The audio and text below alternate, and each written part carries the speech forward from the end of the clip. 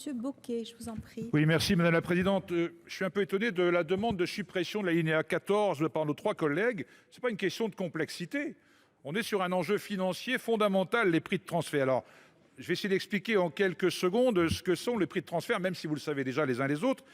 Est-ce que vous savez quel est le premier distributeur de bananes en Europe? Eh bien, c'est Jersey.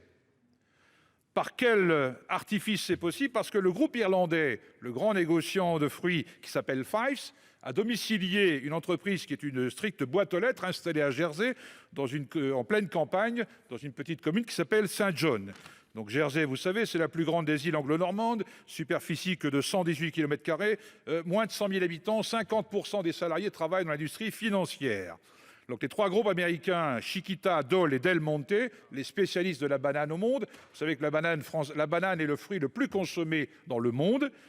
Donc Saint-Hélier est capitale de Jersey. Les traders achètent et revendent ainsi les productions de bananes en provenance d'Amérique centrale principalement. Et la banane fait deux voyages.